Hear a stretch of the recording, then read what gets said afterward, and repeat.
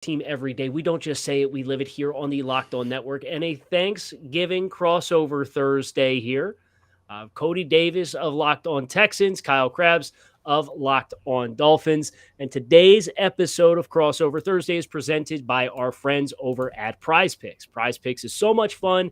It's easy to play. No competing against other players. It's you versus the projections in-house. You pick 2 to 5 players, and if they score more or less than their Prize Picks projection, you can win up to 10 extra money on your entry. It takes less than 60 seconds to enter. It's that easy. We love Prize Picks, and we know that you will too. First-time users can receive a 100% instant deposit match up to $100 with promo code Locked On. That's prizepicks.com, promo code Locked On. Dolphins, Texans, Week 12. Crazy to believe it's Week 12 already. But Cody, good to catch up with you, talk a little bit of ball. How you holding up in the midst of this 2022 season? Man, I wish I was doing better. For the second year in a row, we're doing this, and I'm hoping and wishing that I was doing better. This franchise, man, covering it give you a headache. I'm not lying. It's always something going on. Well, and it's weird to be in the position that the Dolphins find themselves in, because typically you're sitting around pins and needles. When's it going to go wrong? What's going to go wrong? How's it going to go wrong? It can't possibly go wrong. And then it does. Like the Dolphins have tested Dolphins fans for the better part of 2 decades now with all of these twists and turns throughout the course of the season, but sitting in 7-3 coming off of the bye. They're looking to kind of put their foot back down on the gas. And I'm sure, Cody, if I asked you what the biggest storyline is for the Texans, you'd probably tell me it's this will they, won't they, smoke and mirrors, quarterback situation. Like, is there anything else going on coming into this game, or is that kind of the thing here this week? That's the biggest storyline going into this game. And it was so frustrating sitting there listening to Lovey Smith, sitting there listening to Pep Hamilton, sitting there listening to General Manager Nick Caserio on Sports Radio 610. Kyle, we were going up on a year to when they first gave Davis Mills the title as this team's starting quarterback. For almost 365 days, this is a franchise that has continuously came out and showed they support and stuck by Davis Mills. Things hasn't gone well this year, and now all of a sudden, it's obvious that this team is moving on from Davis Mills as this team's starting quarterback. Everyone knows it, but they don't want to announce it. And it just got everybody a little bit frustrating. And when you take a look at Sunday's game, that is the biggest storyline.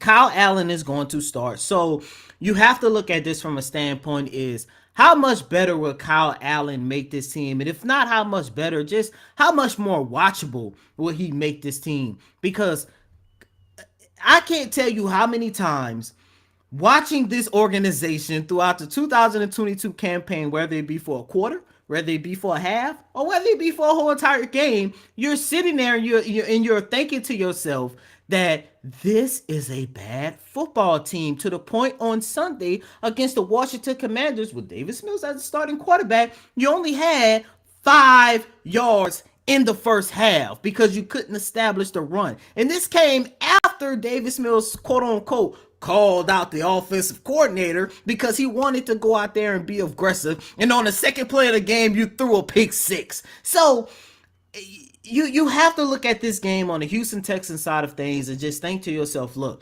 at the end of the day, I still do not see this team winning in Miami, but will they just look more competitive, and will they look more so of a competent team with Kyle Allen as this team starting quarterback on Sunday?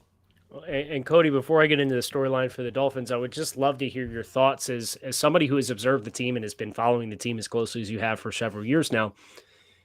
When you try to compartmentalize blame, right, and assessing, they've made the decision that Davis Mills needs to change as far as being the starting quarterback because they're not getting the results that they want offensively. How much of that is Davis Mills and execution? How much of that is the attention to detail and coaching? How much of that is the personnel around Davis Mills? I mean, Davis Mills came out of Stanford as a guy who was like a 1-year starter. So it shouldn't necessarily be a surprise that there were going to be some growing pains. Is it on Davis Mills to get to the point where we need to make a change, or are they looking for a spark? Or like, how do you perceive the blame, the weight of the blame for the shortcomings offensively in at least the last couple of weeks? I think you have to take a look at everybody, and there's been this big debate down here in the city of Houston as to whether or not Pep Hamilton should continue to be the play caller. Now, Lovie Smith came out and said on yesterday that he does not plan on changing who's going to take the helm as his team offensive play caller. That is going to continue to be Pep Hamilton. But I say all that just to say, when you go out there and you watch this team play, there are times where you can question the play calling. Like this play doesn't make sense at this particular of the game. I get all that, but at the same time, it is hard to evaluate Pep Hamilton due to the regression of Davis Mills. Now, look, coming into the season, I did not think Davis Mills was going to be all of a sudden a top 5, top 10 quarterback or whatever the case might be. But when you go back and you take a look at the last 5 games of the regular season in 2021, when he took the helms as his team's starting quarterback, you saw promise and you saw progress.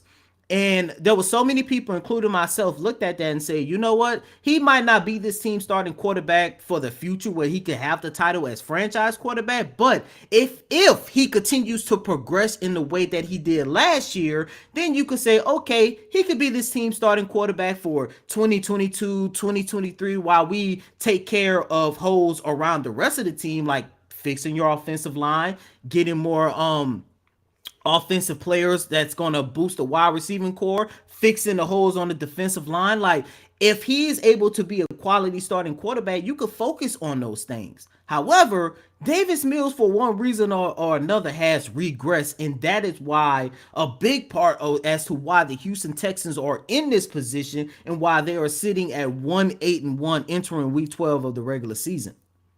So for the Dolphins coming out of this game, I've kind of already poked fun at a little bit, but they're in recent uncharted waters. The last time the Dolphins were 7-3 through 10 games was 2002. It's been 20 years since the last time the Dolphins won 7 of their first 10 football games. And Dolphins fans had a lot of optimism based on the games that they lost, and they came in the absence of Tua Tagovailoa with the concussion suffered on Thursday Night Football against the Bengals, and then the 2 successive games. Those were the games that they lost. And, Miami coming out of this game, very suddenly, the narrative before the season was make the playoffs, win a playoff game. Those are the expectations. Well, now suddenly you're looking at the schedule. You've got a number of divisional games left on your schedule. You got to go to Buffalo. You got to go to New England, and you host the Jets. You have this game coming out of the bye week where you have a chance to kind of get everybody refreshed. But after this game, you've got a 3-week stretch where you're on the road in San Francisco, Los Angeles against the Chargers, and the Buffalo Bills. And that's the next 3 weeks after this game. So looking at the big picture, it's changed for Miami at 7-3. These are expectations and an air of competitiveness that Miami largely hasn't tasted in the last 2 decades. So I think the team understands the weight of this opportunity. And coming out of the bye week, there has to be a sense of urgency for the Dolphins to get back to the momentum that they carried into the bye week with the 4-game winning streak, because the rubber's going to meet the road here in December. And we're going to find out a lot about the Dolphins. But with a team like the Texans, who have been struggling to find their footing coming to South Florida, there should be a certain level of focus. And this is the NFL. The question is, first-year coach in Mike McDaniel, how ready can he get the guys to be to play this game with the sense of urgency that they need with the big picture in mind?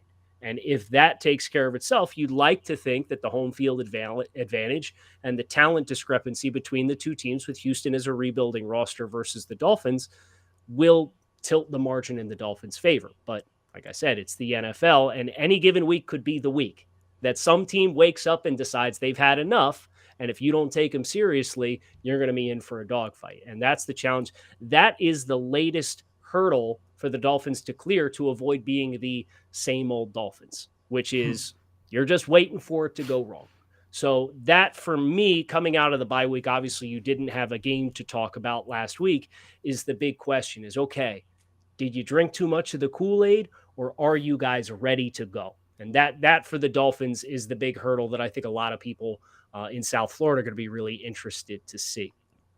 Today's episode of Locked On Dolphins and Locked On Texans is sponsored by BetterHelp Therapy Online. Unfortunately, life doesn't come with a user manual, so when it's not working for you, it's normal to feel stuck.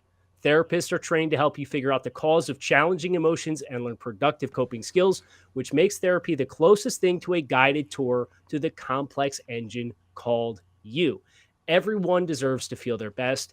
BetterHelp makes it easier to get started. As the world's largest therapy service, they've matched millions of people with professionally licensed and vetted therapists available 100% online. All the benefits of in-person therapy, plus it's more convenient, more accessible, and more affordable. Just fill out the brief questionnaire to match with a therapist. And if things aren't clicking, you can easily switch to a new therapist at any time. Could not be simpler. There's no waiting rooms, no traffic, no endless searching for the right therapist for you. Get unstuck with BetterHelp. Learn more and save 10% off your first month at betterhelp.com/locked on. That's BetterHelp, HELP.com/locked on. So, Cody, let's talk matchups in this game. I know Houston has a young team. They've got a lot of young guys that they've invested in recently. I know Derek Stingley's been dealing with a hamstring injury, but you got Jalen Petrie in the secondary. You got Dameon Pierce toting the rock like one of the angriest dudes in the league. When you look at this matchup for Houston, who are a couple of the key names that are going to have to play their best football for this contest if Houston's going to get this thing done? It's not even a question on, who has to play their best football. I think it just comes down to the one guy that is going to be available or not, and that's Derek Stingley Jr. He missed Sunday's game against the Washington Commanders, and due to a hamstring injury. On yesterday, he did not practice, and I'm looking at this from a standpoint. If Derek Stingley is not ready to go come Sunday against Jalen and Tyreek Hill, this could really be an uglier matchup for the Houston Texans. And, I understand that Derek Stingley has not had the phenomenal rookie campaign like Sauce Gardner has had in New York. And a big part of that is because he is playing in a system, in Lovie Smith's system, where he continued to stick by this Tampa 2 defense, runs a lot of coverages, zone coverages, and he has not orchestrated a defense that is suited to Derek Stingley's best attribute as a one-on-one man covered defensive back, like we saw Robert Saleh has done in New York with Ahmad Sauce Gardner. However, even with all of that in play, Derek Stingley Jr. has still had somewhat of a solid defensive rookie campaign this year. Me and my co-host John talked about this a couple days ago. I can't remember if it was on Monday or on Tuesday's show, but we talked about how Derek Stingley and Jalen Petrie, even though they are not playing at their best, you can definitely tell that those two guys has definitely enhanced the Houston Texans secondary. And without Derek Stingley Sunday against the Washington Commanders, you saw a different secondary going out there on the field, especially the second half of that game. Now, you take a look at the fact that they're going up against arguably, if not the best, two-headed wide receiving tandem in Jalen and Tyreek Hill. I'm looking at this from a standpoint, if Derek Stingley doesn't play, things could get really bad for the Houston Texans moving forward. And you mentioned that Tampa 2 defense that Lovie Smith has historically run and continues to run. And I wanted to ask you about the linebackers because you got a lot of youth in that group with Christian Harris as a third-round pick and Jake Hansen as a UDFA, and even guys like Blake Cashman and Jalen Reeves-Maybin, who's traditionally been a special teams guy, as kind of the core names that aren't Christian Kirksey as the vet of that linebacker room.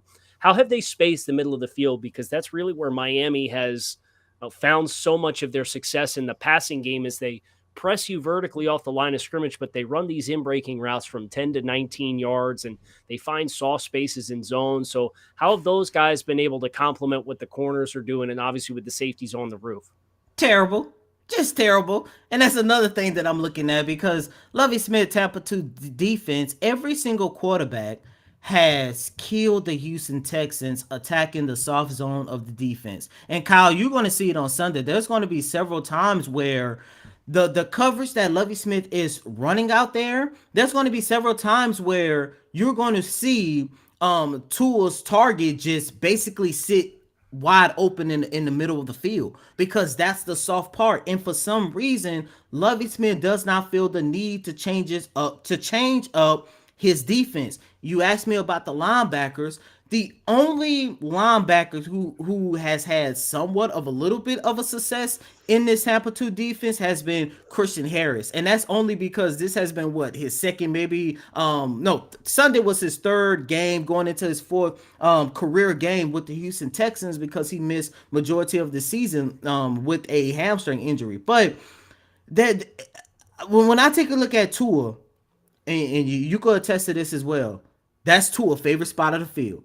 And Mm-hmm. he is going to murder the Houston Texans on Sunday because every single quarterback, whether it be Matt Ryan from week one, whether there was times where Justin Fields, when he was still struggling early on in the year, so many quarterbacks for 2 years now have killed the Houston Texans attacking that middle zone of the defense, and it's going to happen again on Sunday. And once again, you're looking at a situation where Lovie Smith isn't orchestrating a defensive scheme that is suited to his players' best defensive attributes. So we've talked about the coaches, and I know you mentioned Pep Hamilton, but I wanted to talk about this running game that Houston does have, where if you're looking for bright spots, obviously Dameon Pierce and how well he's run the ball is right up there. He's among the rookie leaders in rushing yardage. Talk to me a little bit about how he's had success. What are they doing to get him going? And how are they able to, and I know this did not happen against Washington, but how are they able to keep him involved in games as games stretch from 15 minutes to 30 minutes to 45 as you get deeper in the game and you start kind of looking up at the scoreboard and asking yourself what kind of urgency we have to try and put points on the board in a hurry? Damian Pierce, me and my co-host John, we joke a lot. If there was an MVP on this team, it definitely has to go to Damian Pierce. He is basically the only reason why the Houston Texans offense have been able to score points this year and sustain drives and just make this team watchable at times. And when you go back to Sunday's game, he had his worst game by far. I think he had like 10 carries for 8 yards or vice versa. But the one thing that I've noticed about Damian Pierce in that game is the fact that his performance wasn't his fault. It was more so the offensive line, especially the rookie Keon Green. Keon Green is going through a tough learning curve right now. And, the last couple of weeks, it has been very bad for him. And of course, Sunday was by far his worst performance. And the reason why Keon Green is so important is because the Houston Texans, he enhanced the Houston Texans offensive line in their run blocking. I mean, if you ask me, I think he is, if not their best, no lower than their second best run blocker because that's his best on-field attribute. And on Sunday, he could not create any type of gaps, which means there was a lot of times to where when when Damian Pierce got the ball, the defensive line unit was already in the backfield, so it made it hard for him to create plays like he normally do. But outside of that game, this is a guy, every time he struggled with something early on in the season, he had a problem with fumbling the football in the game against the Chicago Bears. He fixed that. Early on in the year, there was a problem with his pass protection. He fixed that. And not only that, this is a guy who runs hard and he could run through contact as well. I mean, just take a look at one of, if not the best play of the season for the Houston Texans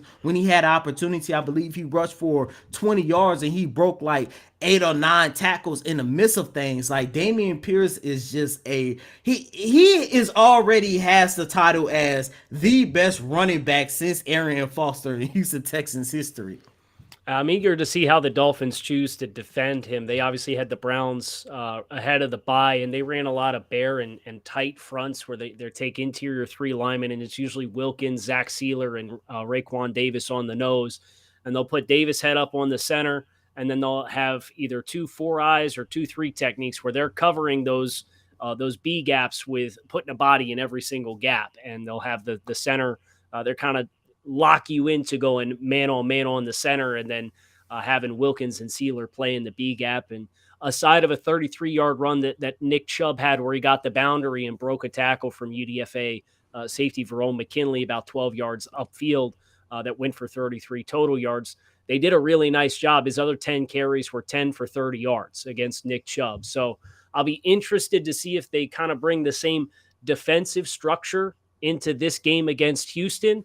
But the last couple of weeks, they've gotten a little bit back more into the man-to-man coverage shells on the back end because they're looking at the wide receiver cores of Chicago and Detroit and Cleveland. And they're saying, well, we got Xavier Howard, so we're going to put him on the best guy, and we'll go man across the board, and we're going to force quarterbacks to throw into tight windows in man coverage because we feel like even though we don't have all of our corners, we can play man-to-man on our money downs. And they've had some success doing that. Justin Fields killed him on third downs just by using his legs and getting off his spot. So be interested to see how they test Kyle Allen if they choose to bring that same formula into this contest that they have the last couple of weeks. But that's the recipe that I would expect to see from Miami. And then it'll be on Houston and Brandon Cooks and Davis Mills or Nico Collins in a contested catch situation to win at the catch point and force Miami to get out of that by making a couple plays down the field, either with speed vertically stacking guys or potentially with Nico kind of posting somebody up, which they have the potential to do. But I think it is important for Houston to hit on a couple of those early in this football game if they want to kind of set a tone in which they're going to have a competitive stretch throughout the entire course of the game. Because I think if Miami puts up 14, 17 points in a hurry, which they're certainly capable of doing, that's not the recipe that you want if you're Houston coming into this game to have to go against this defense in that regard. Our friends over at betonline.net are your number one source for sports betting info, stats, news, and analysis. You can get all the latest odds and trends for every professional and amateur league, from football to basketball to soccer to esports. They've got it all over at betonline.net. And if you love sports, you can find sports podcasts. You can find those at betonline as well. The fastest and easiest way to get your betting fix. Head to the website today or use your mobile device to learn more. Bet online, where the game starts. If you've thought about securing your home with home security and have been putting it off, please stop, listen up. Right now, Crossover Thursday listeners here on Locked On Dolphins and Locked On Texans can order the number one rated Simply Safe home security system for 50% off. This is their biggest offer of the year, so you do not want to miss it. Simply Safe in an emergency has 24/7 professional monitoring agents that use Fast Protect technology exclusively from Simply Safe to capture critical evidence and verify that the threat is real at your home so you can get the priority police response that you need. Simply Safe is whole home security with advanced sensors for every room, window, and door, HD security cameras for inside and out, and smarter ways to detect motion that alert you only when the threat is real. With the top-rated Simply Safe app, you can stay completely in control of your system anytime, anywhere, armed, disarmed, unlock for a guest, access your cameras, or adjust your system settings. So don't miss your chance to save big on the only security system that we would recommend. Get 50% off any new Simply Safe system at simplysafe.com/LockedOnNFL today. This is their biggest discount of the year, so don't wait. That's simplysafe.com/LockedOnNFL because there is no safe like Simply Safe. So, Cody, it's the end of the road here, which means it's usually time for us to do some predictions for this football game. So, as the visiting team, I'd give you the courtesy of choosing the coin toss here. Do you want to go first or second for predictions here for Sunday's game? I go first. My prediction is fairly simple. There's really nothing to look forward to with this game for the Houston Texans. I mean, yes, there is the Kyle Allen side of things because look, I do believe he will make this team watchable, but I also do believe that the Houston Texans still will not have enough to stop one of the teams that's been one of the best teams in the league all season. So, on Sunday's matchup, I'm going to go Miami 27-7. I do believe in, that the Texans defense, they've been holding their own at times, and that's part of the reason why a lot of these games have been one-score losses for them. However, If Derek Stingley Jr. isn't able to go to at least help contain the Dolphins' wide receiving core, I do believe things might get ugly. But Kyle, before you give your prediction, I do want to ask you a very important question. Okay. How great has it been to see Tua thrive in year three? Because I remember last year when we did this, Yep. it was right after the trade deadline. And I said, just give my boy a chance. And Miami finally gave him a chance. And now he's MVP candidate. Yeah, it's such a surreal turnaround. And I've been very patient and deliberate, and there's been some diehard Dolphins fans that were like, "Hey, like Mr. Incomplete Evaluation, you didn't believe." And like, yeah, I mean, you go back and read my draft report the year that he came out for Draft Network. Like I loved Tua when he came out. And it we talked one time with quarterbacks coach Jordan Palmer, who's worked with a lot of really successful quarterbacks. He worked with Josh Allen, is kind of like the guy right now. He worked for a stretch with Joe Burrow. And what we asked him is, we asked him two things that I think are relevant to the Tua discussion right now. We asked him, what is the number one common trait for all high level successful quarterbacks? And he says, it's not arm strength, it's not athleticism, it's not mobility, it's confidence. And you think about the position that the Dolphins had put Tua Tagovailoa in all throughout the 2021 offseason, all the way through the trade deadline with Brian Flores, and it breeds anything but confidence, right? So then you get to the end of the season, they make a change, they bring in Coach McDaniel, they get Tyreek Hill, they spend all offseason gassing him up, and everybody's like, yo, okay, Tyreek, like, keep talking that talk, talking up Tua. And then lo and behold, like, you see a different person. I mean, you literally see a different person in practice clips. He was just mic'd up for the Browns game. You saw a different person in watching the mic'd up clips for him and how he operates on the field, how he interacts with his teammates, the discussions he's having with his coach. It's really eye-opening. And I came back to that point by Jordan Palmer it's about breeding confidence and then incubating that confidence so that you can sustain it. And what we've seen from Tua this year is a level of confidence that he hadn't had since he ripped off 2nd and 26 in the Natty against Georgia when he was a freshman. And that has been one of the biggest catalysts for his success, which I think is really cool. And the other thing that he said, and I think about this for Davis Mills, and I think about this for Zach Wilson up in New York, and I think about this for a lot of young coaches. He said teams bust on players more often than, or teams bust on quarterbacks more often than quarterbacks actually bust on the team themselves. So you think about not breeding confidence, and you think about not addressing the Watson rumors in the way in which Brian Flores was so quick to dismiss and say, Tua's our quarterback. That's it. No further questions. It was his default answer to anything that was questioned about that situation. And you look at the personnel that they had versus what the style of play that Tua had at Alabama.